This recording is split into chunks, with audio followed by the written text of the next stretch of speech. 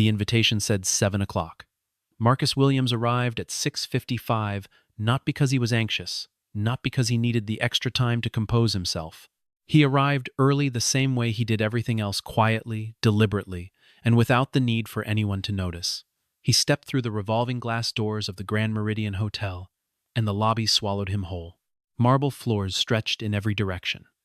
Chandeliers the size of small aircraft hung overhead, scattering cold white light across men in tailored suits and women draped in jewelry that cost more than most people's annual salaries. The air smelled of money, that particular blend of fresh flowers, expensive cologne, and invisible privilege that only the Grand Meridian could manufacture so convincingly. Marcus wore a clean navy blazer over a white shirt. No tie, no cufflinks, no watch that screamed its price tag. He carried a single manila folder tucked under his arm, and he walked with the kind of unhurried certainty that people spend decades trying to buy, but rarely manage to earn. The front desk staff glanced at him the way they glanced at everyone, with that professional neutrality that was really just thinly veiled assessment. One of the junior concierges started to move in his direction, a polite interception already forming on his lips, before Marcus produced his invitation card, and the man stopped mid-step, recalibrated, and gave a small nod instead. The event was called the Cornerstone Investment Forum, an annual gathering of the city's most powerful financial minds, hosted by 3 of the largest private equity firms in the region. The guest list was curated by hand. Every attendee had been vetted, approved, and assigned a seat tier. The VIP section, roped off near the front of the grand ballroom, was reserved for what the organizers privately called the inner circle, the people whose names moved markets when they whispered. Marcus moved through the lobby without stopping to marvel at anything. He had been in rooms like this before, though not always as a guest. He found the ballroom entrance, handed his card to the woman at the registration table, and watched her eyes flick down to his name, then back up to his face, then down again. She found his entry in the system. She placed a platinum-trimmed badge on the table in front of him. VIP. He picked it up, clipped it to his lapel, and walked through the doors. Inside, the ballroom was already alive, with the low roar of 400 conversations happening simultaneously. Waitstaff moved between clusters of guests carrying trays of champagne and miniature hors d'oeuvre. Projector screens displayed investment summaries in sleek, animated graphics. A string quartet played something from Vivaldi in the far corner, though almost no one was listening. Marcus found his assigned table, 3rd row from the stage, center section, the kind of placement that meant someone had put thought into it, and he sat down. He set his folder on the table. He looked around the room with the calm attention of a man cataloging his environment, not out of nervousness, but out of habit. Old habit. Deep habit. The kind that stays with a man long after the circumstances that created it have passed. A few of the other guests at nearby tables glanced at him. Some looked away immediately. Others held their gaze a second longer than was polite. A flicker of confusion crossing their faces, as if they were trying to solve a small puzzle they hadn't expected to encounter tonight. Then Vanessa Sterling entered the room, and every conversation paused for exactly half a breath. She came through the side entrance from the VIP corridor, flanked by 2 members of her personal staff and the large, impassive figure of her head of security. She wore deep burgundy, a structured column dress that announced her presence before she even crossed the threshold. Her hair was swept back with architectural precision. Her jewelry was understated in the way that only truly expensive things can afford to be. She was 41 years old, the founder and chief executive officer of Sterling Capital Group, and by most measurable accounts, one of the most formidable dealmakers in the country. She had built her firm from a single office and 2 associates into a multi-billion-dollar operation with holdings across 6 continents. She had been featured on the covers of 4 major financial publications in the past 18 months alone. She did not walk into rooms. She occupied them. People turned. People smiled. A small orbit of admirers formed around her within seconds, drawn in by the gravitational pull of money, power, and the particular kind of confidence that comes from never having been told no for very long. She accepted a glass of champagne from a passing server without looking at it, laughed at something one of her associates said, and let her gaze travel slowly across the ballroom, the way a person surveys territory they already own. Her eyes moved through the crowd with practiced ease, and then they stopped. They stopped at table 7. They stopped on Marcus Williams, who was sitting in the VIP section in his navy blazer, turning the pages of the folder he had brought, apparently entirely unbothered by the arrival of anyone. Vanessa Sterling's expression shifted by a single, almost imperceptible degree. Her brow moved. Her chin lifted. She excused herself from the small cluster of admirers and began walking toward the center of the ballroom, champagne glass in hand, with the deliberate pace of a woman who had just found something that required her personal attention. The people around her noticed the change in her direction. Some of them followed her trajectory with their eyes. Others sensed, without quite knowing why, that the atmosphere in the room had shifted slightly the way a barometer shifts before weather arrives. She stopped 3 feet from Marcus's table. She looked at him the way one might look at an object that had been placed in the wrong room, not with hostility, not yet, but with the cold, slow assessment of someone deciding what to do about an inconvenience. She tilted her head. Her voice, when it came, was pitched at a volume she knew would carry. "Who gave you permission to sit there?" The ballroom did not go entirely silent. Not yet. But the conversations nearest to them dropped, the way conversations do when they detect the possibility of a scene. A few heads turned. Marcus looked up from his folder. He looked at Vanessa Sterling with eyes that were absolutely level, not defensive, not angry, not apologetic, simply level. He said, calmly, that he had received an invitation, the same as everyone else in the room. He held up the platinum badge on his lapel. She looked at it for exactly 1 second. Then she looked at him again, and her lips curved into a small, cold smile. Vanessa Sterling did not wait for Marcus to finish a complete thought before she cut across him. That was a technique she had refined over years, the strategic interruption deployed not to gather information, but to establish dominance. She did not want his explanation. She wanted his discomfort. And she wanted it to be visible, and she wanted the people around her to witness it, because every room she entered was a performance, and every performance required a demonstration of where the power resided. She asked him, with a tone of theatrical patience that was more condescending than direct hostility, whether he truly understood what kind of event this was. She gestured a slow, sweeping gesture that took in the ballroom, the chandeliers, the platinum badges, the string quartet, as if she were presenting evidence in a trial where the verdict had already been decided. She said that this was not the kind of gathering that was open to everyone. She chose her next words carefully, in the way that people do when they want to say something cruel without technically saying it. She told him that certain spaces required a certain kind of background. She let the pause after the word background do its work. Around them, a small radius of guests had tuned in completely. A few of them exchanged glances. One woman near the adjacent table allowed a short, quiet laugh to escape, the kind that people offer to people in power as a tax on their proximity. Marcus said nothing immediately. He closed his folder. He placed his hands flat on the table, and he looked at Vanessa Sterling with an expression so unreadable and so still that it might have unnerved a person paying close enough attention. He was not performing patience. He was not performing dignity. He simply had both, in quantities that required no performance at all. He started to speak a measured, unhurried sentence, beginning with the straightforward fact that his name was on the confirmed guest list, that his seat had been assigned by the organizers, and that he was happy to provide any documentation she required. But Vanessa had already stopped listening, if she had ever started. She turned her head to her left. She gave a single, small nod toward the far side of the ballroom, and from the edge of the room, a large figure began to move. His name was Brock Danner. He had been with Vanessa Sterling for 3 years, and before that he had spent 7 years as a professional mixed martial arts competitor, fighting in regional circuits and one brief, punishing stint at the national level, before a shoulder injury ended that chapter of his life. He was 6 feet 4 inches tall, and built with the kind of mass that did not come from a gym membership and a protein shake, but from years of deliberate professional-grade conditioning. His neck, was as wide as most men's thighs. He wore a black suit that had been custom-made to accommodate a body that standard tailoring was not designed for.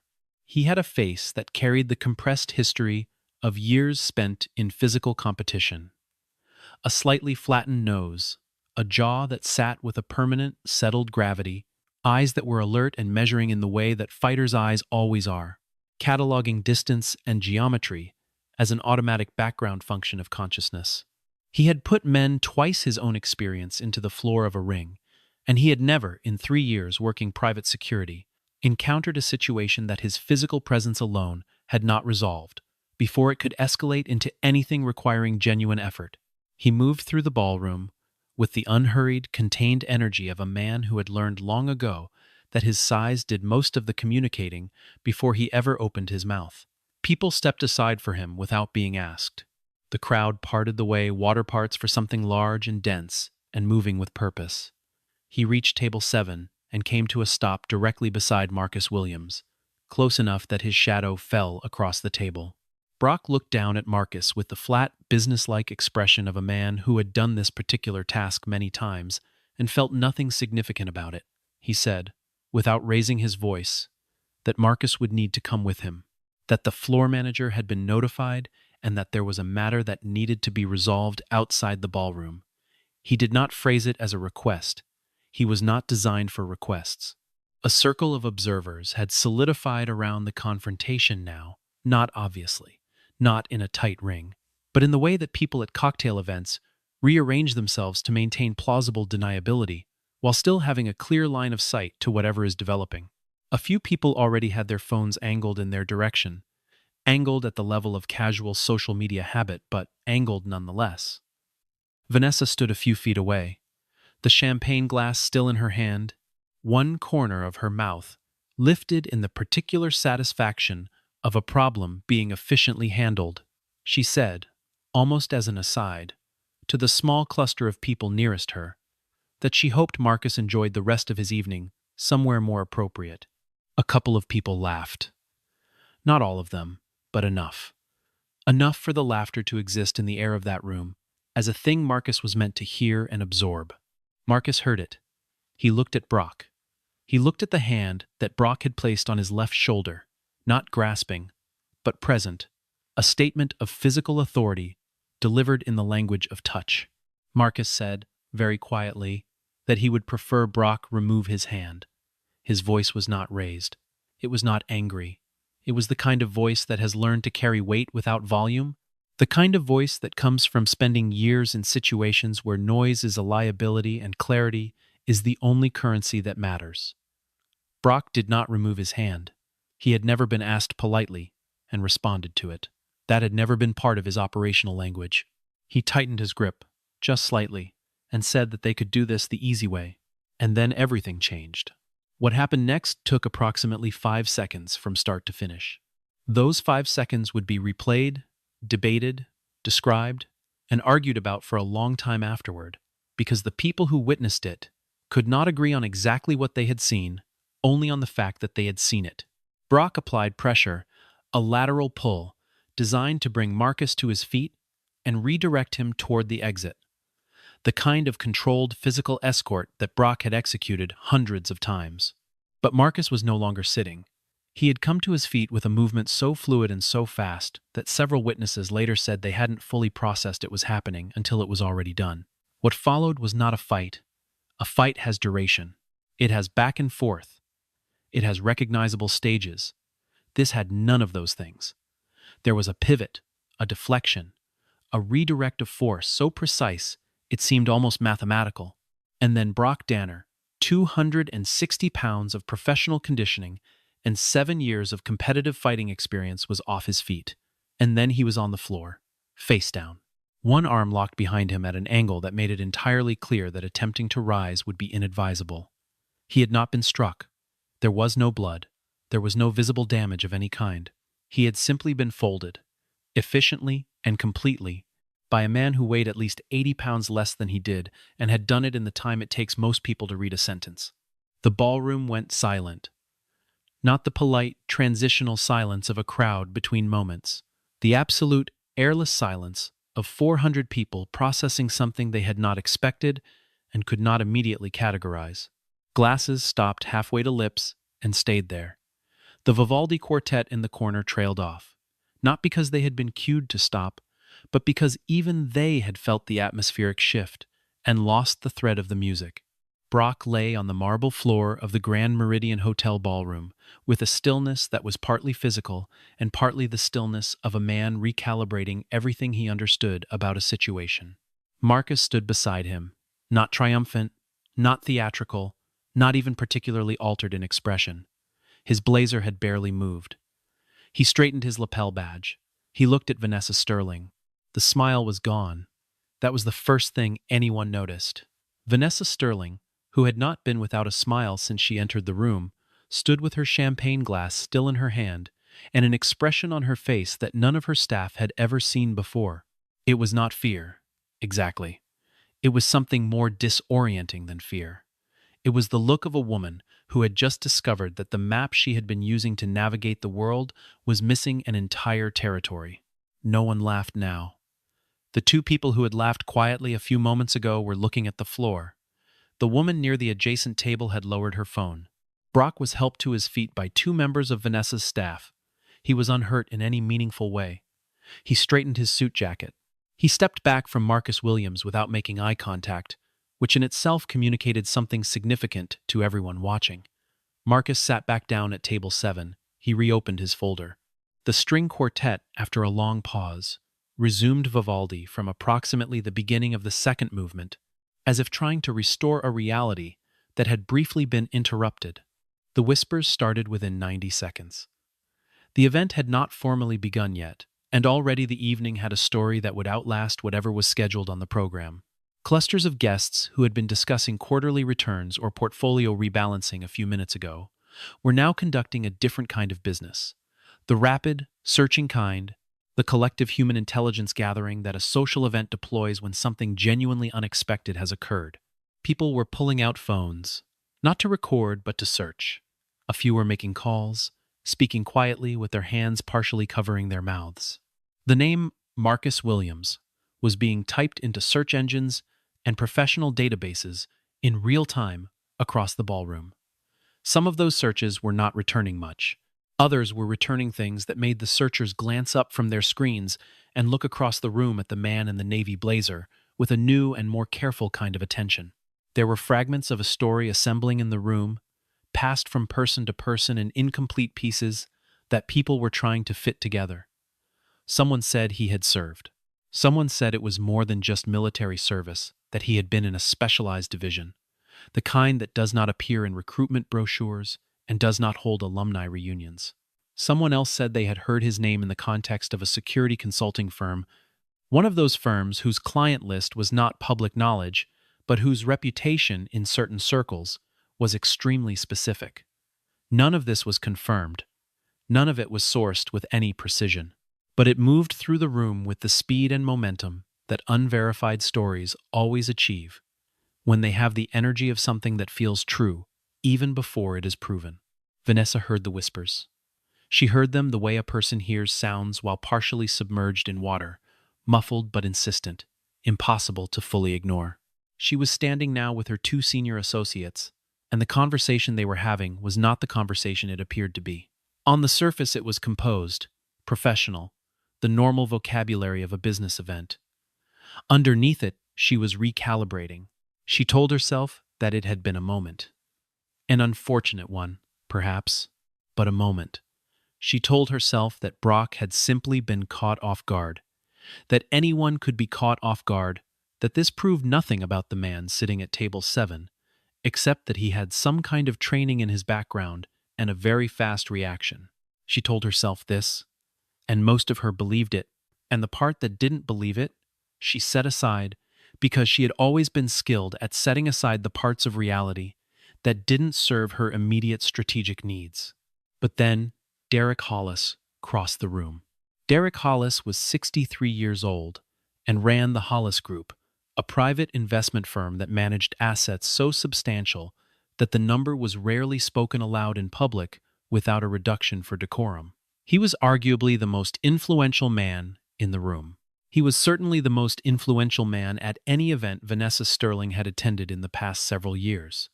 She had spent the better part of 18 months cultivating a relationship with the Hollis Group, pursuing a partnership arrangement that her firm needed not merely for growth but, at this stage, for stability.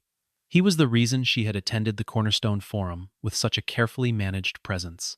He was the endgame, and Derek Hollis crossed the ballroom with his usual unhurried authority, and he walked directly to table 7, and he extended his hand to Marcus Williams.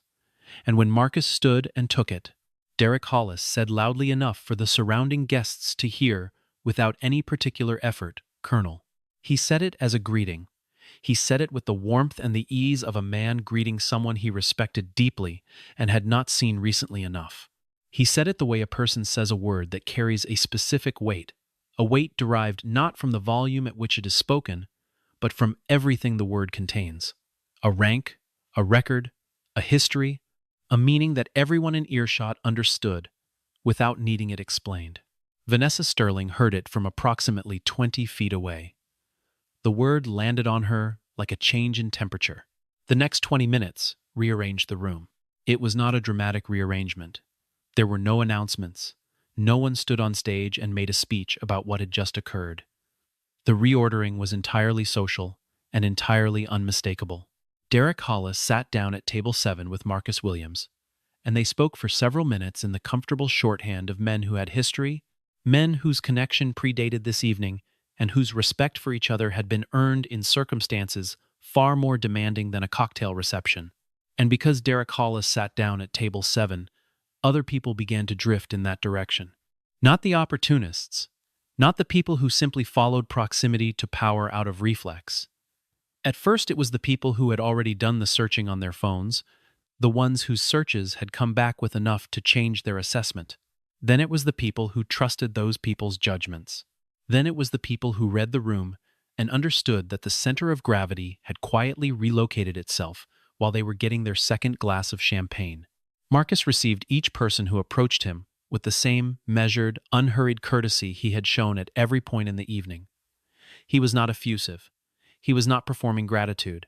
He shook hands and made eye contact and answered the questions he was asked with the precision of a man who has learned to say exactly what is necessary and nothing more. A senior partner from one of the co-hosting firms stayed at his table for 11 minutes. A hedge fund manager from the western corridor of the city's financial district leaned against the table for nearly a quarter of an hour.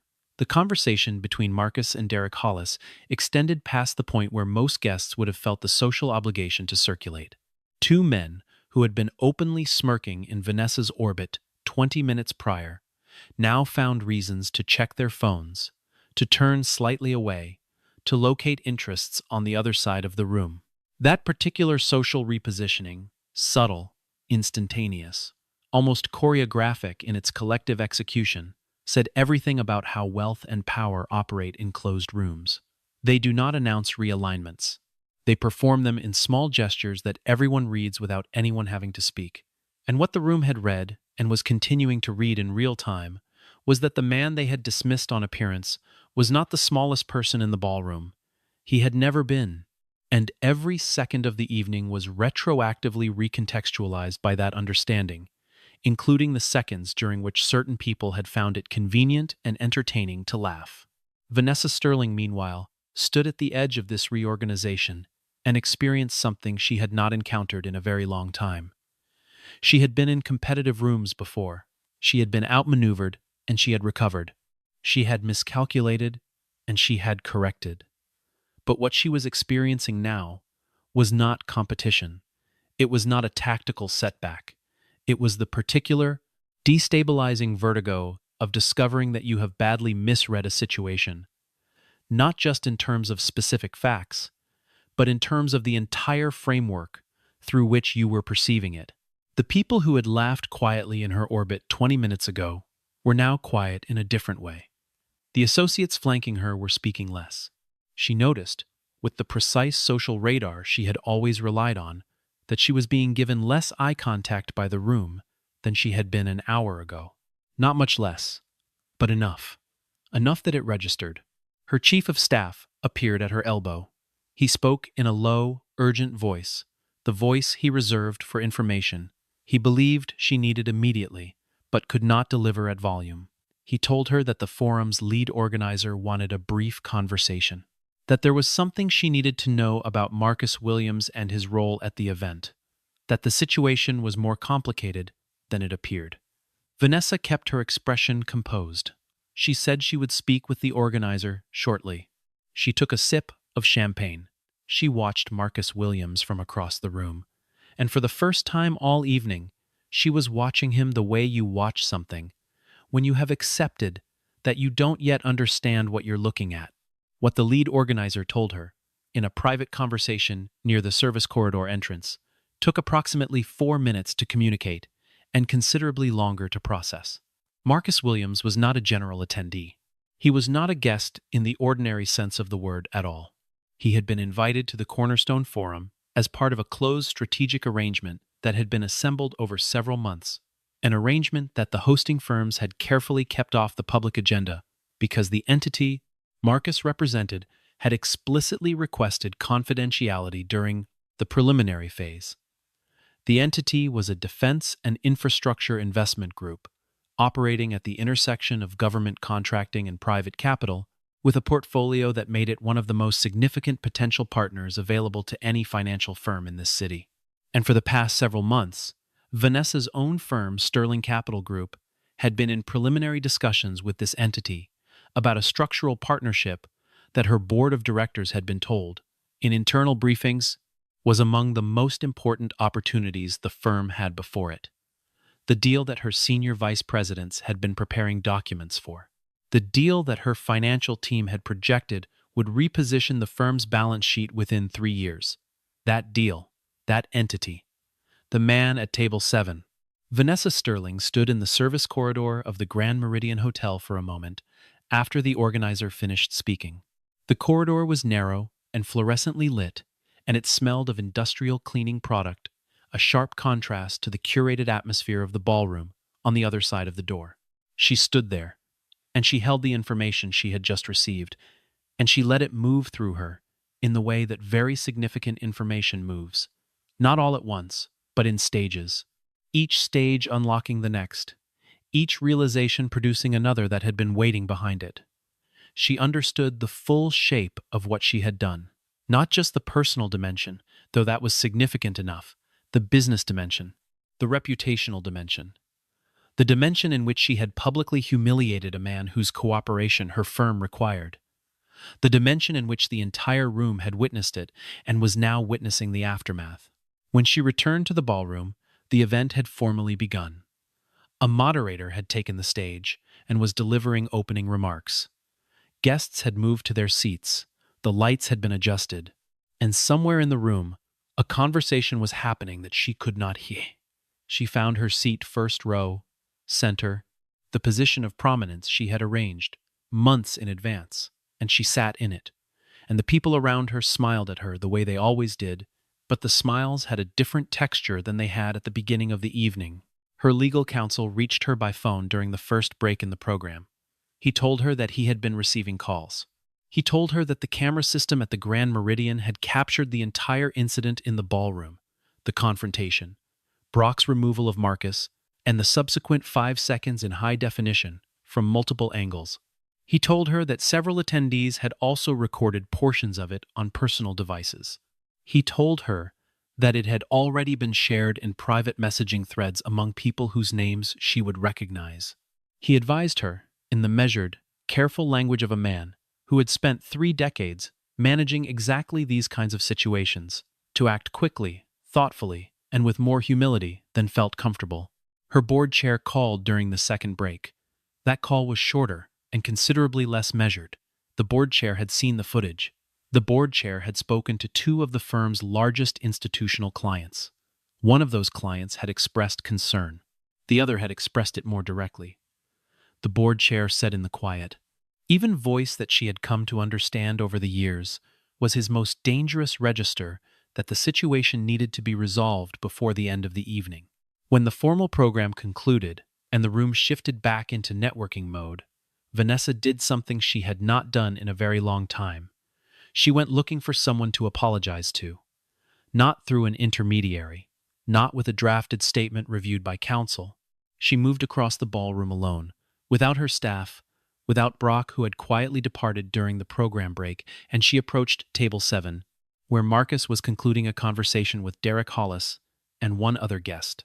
She waited. The two men finished. Derek Hollis looked at her for a moment before he excused himself, a look with many years of professional acuity behind it, the kind of look that says a great deal without saying anything. And then it was just the two of them. She asked if they could speak privately, just briefly. Marcus considered her for a moment. Then he said yes.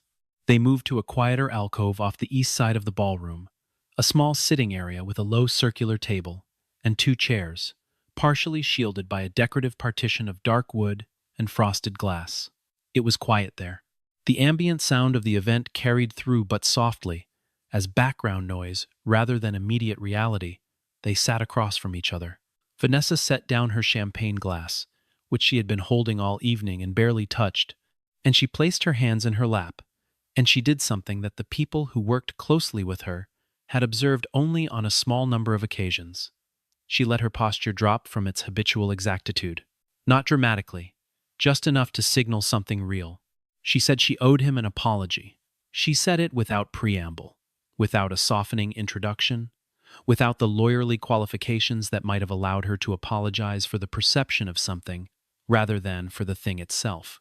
She said that what she had done was wrong. She said that the assumptions she had made were not new ones.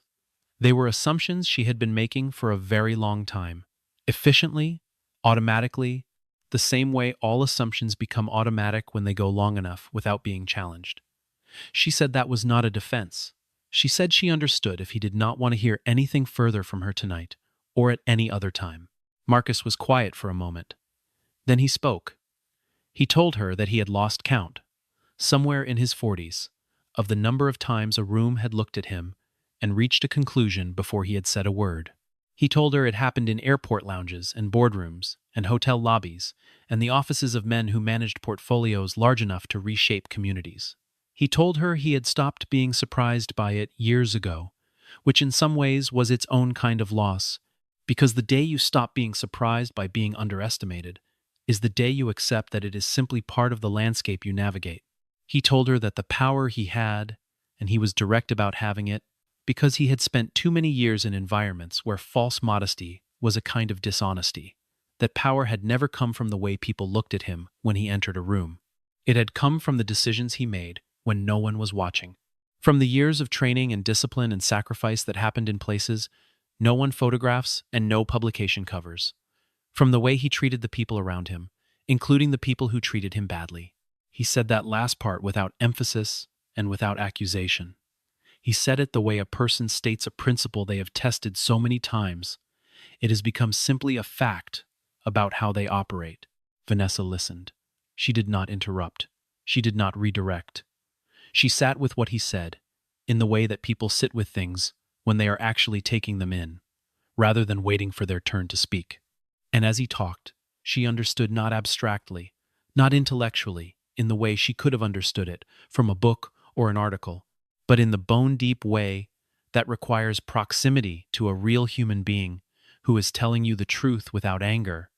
She understood the particular and specific way in which her certainty about the world had been built on, foundations she had never inspected.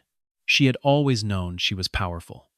She had spent her adult life accumulating the evidence of that power, but she had conflated power with knowledge, and she had conflated confidence with accuracy, and those conflations had produced tonight. She asked him if there was a path forward. Professionally, she asked it carefully, without expectation, because she understood that she was not in a position to negotiate terms.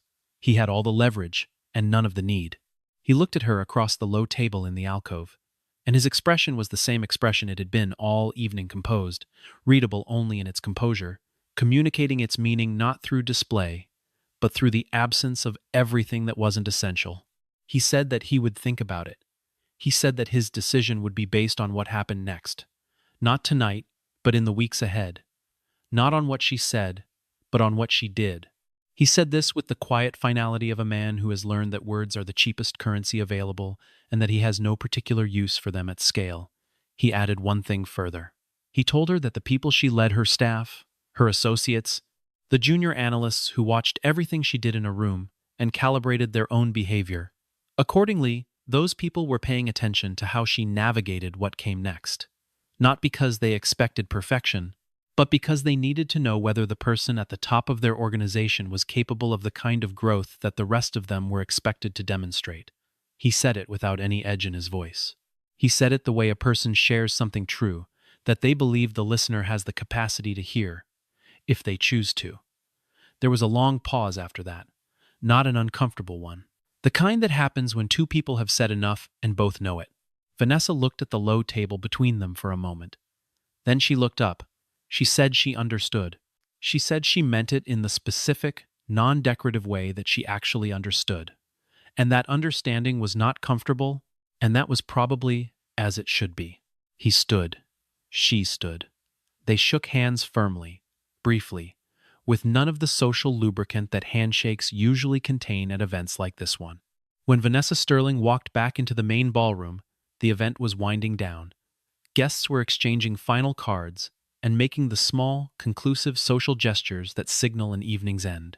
She stopped at the center of the room, and without staging it, without organizing it, without any of the careful choreography that usually preceded her public statements, she spoke. Not loudly, but loudly enough. She addressed the people nearest to her, and because the room was quieting, her voice carried further than that. She said that she had made a serious mistake earlier in the evening. She said that she had judged someone based on appearance and had been deeply wrong in a way that reflected a pattern she intended to examine closely and change. She did not qualify it. She did not contextualize it. She said it the way things need to be said when saying them is genuinely costly and therefore genuinely meaningful. She did not do it for the optics, though she knew the optics existed and would be registered.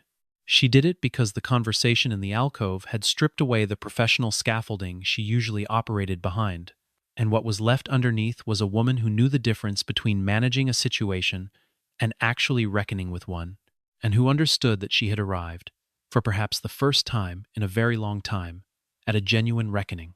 Several people nearby were very still. A few nodded. No one applauded, which was appropriate. No one spoke immediately, which was also appropriate. Some things require the brief silence of acknowledgement rather than the noise of response. Marcus Williams, from across the room, heard her. He did not turn to look. He was standing near the ballroom exit, speaking quietly with Derek Hollis, his folder tucked under his arm, as it had been when he arrived. His expression had not changed. It was the face of a man who has seen many rooms and many evenings and understands that the important things rarely announce themselves with ceremony. He said something to Derek that made the older man nod.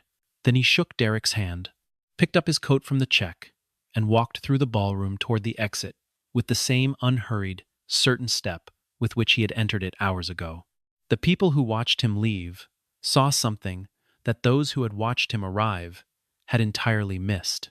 They saw a man who had never needed the room's approval and had never sought it and had carried himself through every minute of the evening's drama and reversal and reckoning exactly as he would have carried himself had none of it occurred. He did not leave as a victor. He did not leave as a man who had made a point. He left as a man who had somewhere to be and had finished what he came to do, and the distinction, for those paying attention, was everything. Brock Danner was in the lobby when Marcus passed through.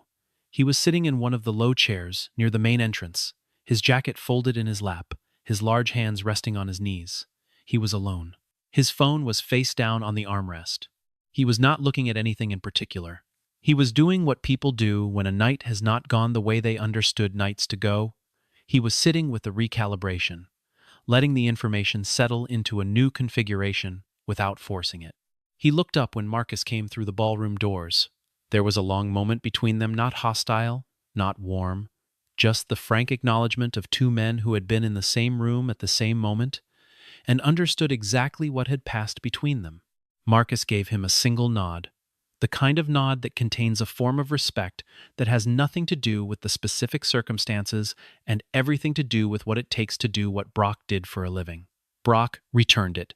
Marcus continued through the lobby and through the revolving doors and out into the night. The Cornerstone Forum ended at 11. Vanessa Sterling left shortly afterward. She did not take a car immediately.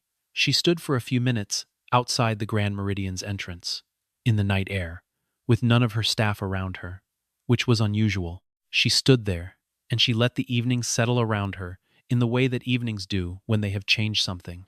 Not destroyed, she was not finished. Her firm was not finished, her career was not at its end, but changed. The landscape she would navigate from this point forward was not entirely the same landscape she had been navigating for the past 20 years, and the difference was not in the landscape itself, but in the accuracy of the map she would use to read it. She had learned something tonight in the specific, irreversible way that learning happens when it costs you something real. She would not forget the lesson because the lesson was not an abstraction. It was a man in a navy blazer, sitting calmly at a table he had every right to sit at, holding a folder, waiting with the patience of someone who has learned that time will clarify most things if you let it.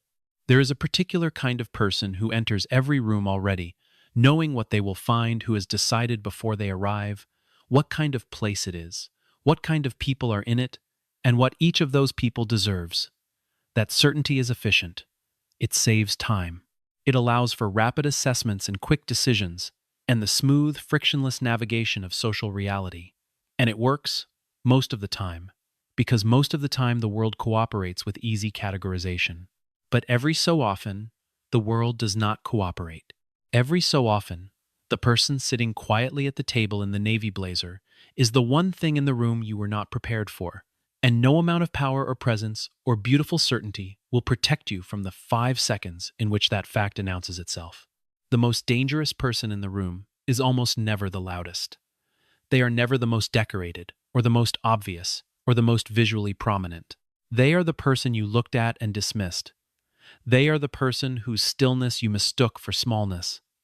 They are the person you handed the lesson to, not knowing you were the student. And when that lesson arrives, it does not arrive as an argument. It does not arrive as a grievance. It arrives as 5 seconds on a marble floor, and a conversation in an alcove, and a single nod in a hotel lobby, and the particular silence of a room that has just understood something it did not know before. Vanessa Sterling had spent perhaps 4 seconds making her assessment of Marcus Williams. She would spend considerably longer understanding what those 4 seconds had cost her, and even longer years, perhaps sitting with the more difficult understanding that the cost was not the worst thing about it. The worst thing was how easily and how automatically and how completely she had been wrong. That was the part she would carry with her, not as punishment, as a practice, as the beginning of a different kind of seeing the kind that starts not with what you expect, but with what is actually in front of you, which is sometimes ordinary and sometimes astonishing, and sometimes on the best nights. Both at once. Marcus Williams took a cab back across the city that night. He sat in the back seat and watched the lights pass outside the window, and he thought, as he sometimes did after evenings like this one, not about what had happened, but about what it meant about the accumulation of moments across a life in which you are asked, over and over, by rooms and by people, and by institutions, to accept a lesser version of yourself as the correct one. He had never accepted it. Not at 23 in the recruitment office, not at 31 in the briefing rooms, not at 46 in the boardrooms, and not tonight in the Grand Meridian Hotel. He had never found a reason to. His worth was not contingent on the room's assessment of it, had never been, and the years and the training and the discipline had been many things hard, sometimes brutal, always clarifying. But what they had given him, above all else, was this: the absolute, bedrock certainty that the only measurement of a man that finally matters is the one he applies to himself in the dark, when no one is watching, when there is no performance required, and no audience, and no table with a platinum badge to anchor his right to be somewhere. He had sat at that table tonight because he had been invited, and because the work he had done over decades had earned him that seat, and because no one's contempt, however loudly or publicly delivered, changes either of those facts. He rode the rest of the way home in the particular quiet of a man who has nothing to prove and knows it. The most dangerous person in any room is rarely the one demanding to be seen. They do not need to be seen. They already know what they are. The greatest mistake a person can make is to look at someone and believe that the surface tells the whole story, that the cut of a jacket, or the absence of a title badge, or the quietness of a presence reveals anything true about the cut depth of what that person carries. Vanessa Sterling had taken 4 seconds to reach a conclusion about Marcus Williams. She would need years to fully understand the cost of those 4 seconds and the deeper cost of the pattern they represented, not as punishment, not as shame, but as the raw material of a different kind of knowing, the kind that requires you to look again and then again, and to resist the seductive efficiency of the conclusions you are already prepared to reach. Some lessons arrive quietly, some arrive with force. The best ones arrive as both: a soft conversation in an alcove, and 5 seconds on a marble floor that no one in that room would ever fully stop seeing. Vanessa had lost nothing that couldn't be rebuilt if she chose to do the work. But she had lost the easiest version of herself, the version that moved through rooms without having to look too closely at what she assumed when she looked at other people. That version was gone now, and in its place was the beginning of something more honest and harder, and ultimately more worthy of the power she had spent her life building.